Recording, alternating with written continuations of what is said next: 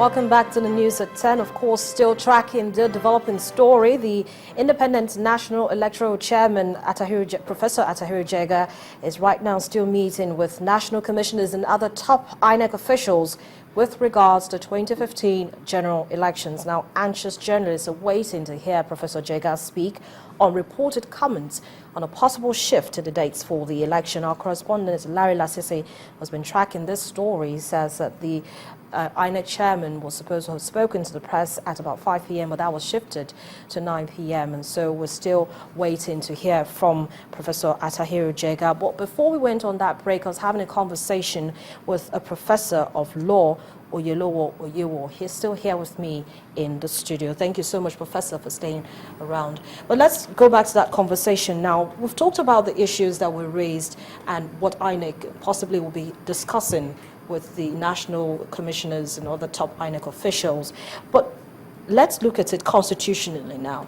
If INEC decides to shift the date, will it have broken any rules? Basically, INEC has the constitutional powers to determine the time for election, to fix elections. So the constitutional provisions under the 1999 Constitution as amended fixed dates prior to the conduct of election and the swearing in of, the incoming government. You find that it's necessary to say that once INEC has fixed the time, there will be compelling reasons for INEC to want to shift the time. INEC has fixed 14th of February. Now, what will be the reasons? But if he has compelling reasons that relating to security, that could be a basis for constitutionally saying that is, and apart from security now, we talk about disenfranchisement of other... But then do you expect to see them achieving all of this in 6 weeks? Well, I am not privy to the security reasons until INEC gives us publicly. Then we can, be certain on the security reasons given. But if we go by what is in the public domain now, that security will be stabilized within 6 weeks, if that doesn't happen, then of course he will have given a lie to the reasons, canvassed for the postponement. The other more cogent reason would be to the distribution of the PVC to attain a critical mass beyond what has been attained now. And of course, the extension of dates that have been given by INEC, definitely in some places they have achieved, more than in others. But by and large, maybe if the dates are extended, it will give more opportunity to everybody. Whatever the outcome, we have a paradigm shift now. We've never had elections by PVC and card readers. And that means that we are going the way of biometrics.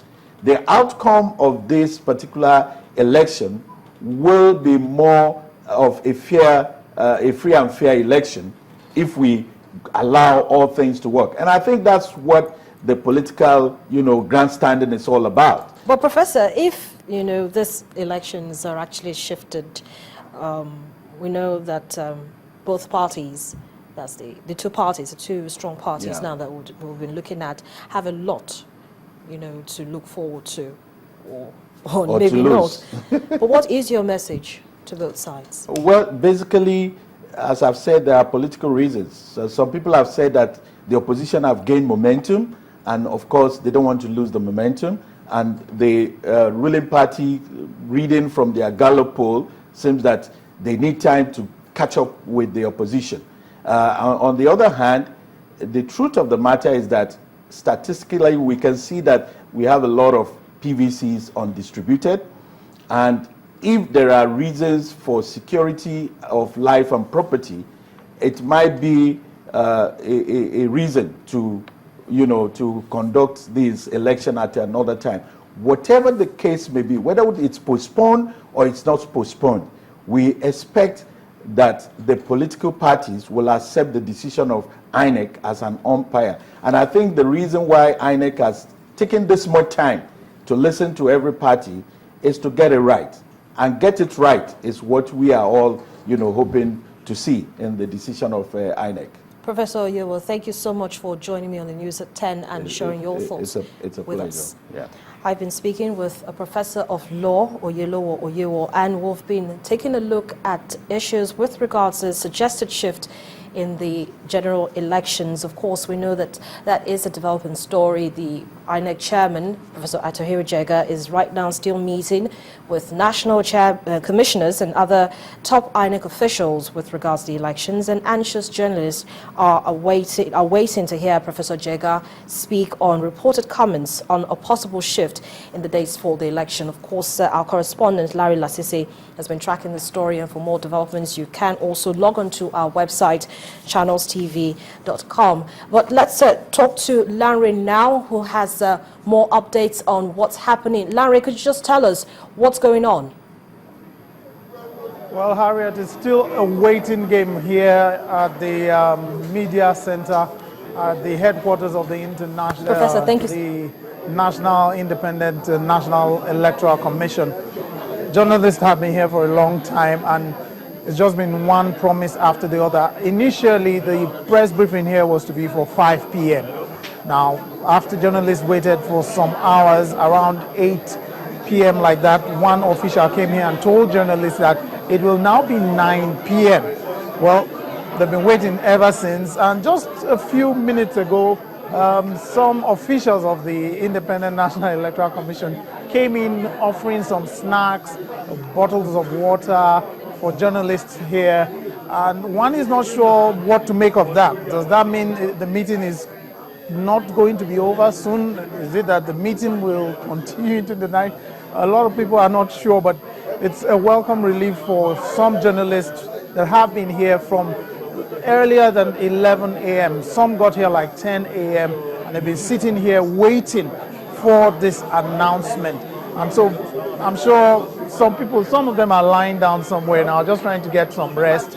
Some are sleeping, some are just trying to keep themselves awake for what will, a lot of people believe, will be some good news, some news for this country as regards the elections. But I'm sure nobody will be willing to leave here. Nobody will want to leave now and miss the news. So we'll just have to wait, and we'll still be here to bring it to you when it breaks. Thank you very much, Larry. Well, of course, we're going to keep speaking with you to know what's happening there. Larry Lasisi, our correspondent, who is actually part of the journalists waiting to hear Professor Atahiru Jega brief on the upcoming general elections. And as he says, journalists have been keeping vigil since 10 this morning, and international media organizations are already reporting a shift in the election by 6 weeks, even though the INEC chairman is yet to make that known officially. It is a developing story, and Channels Television is tracking the story. Check our website, channelstv.com, for more update. Away from the elections now, a former governor of the Central Bank of Nigeria, Malam Sanusi Lamido, has been crowned the 14th Emir of the Kano Emirate, months after he was selected to replace his predecessor, late Alhaji Ado Bayero, in June 2014. At an elaborate coronation ceremony held at the government house in Kano State, the new emir promised to serve the emirate with the fear of God and in accordance with Islamic teachings. Prominent personalities, including politicians, elder statesmen, and traditional rulers, converged on the Kano government house to witness the official coronation of the Emir of Kano, Mohammad Sanusi II. The chief imam of the Kano Central Mosque, Professor Sani Zahareddin, performs the first rite of the oath of office.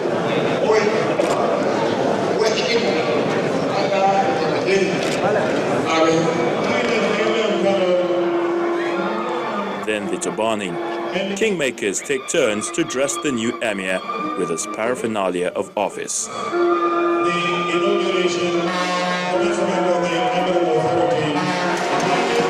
The high point is the presentation of staff of office to the new emir.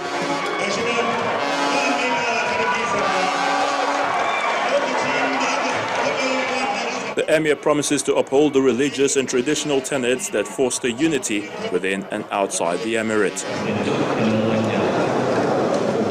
I thank everyone for attending this occasion, especially the governor for selecting me. I assure you that I will lead in accordance with Islamic teachings and with the fear of God, irrespective of your tribe or religion. Governor Rabiu Kwankwanso describes the Emir as a man of humility and justice and hopes that he will bring his public experience in assisting the state government to function well. Provide leadership which added to the prestige and respect of the emirate, and also maintain the influence and relevance of the emirate in the life and hearts of the people of Kano. The coronation is then followed by the traditional durbar at the palace of the Emir. So that there will be holistic adherence to the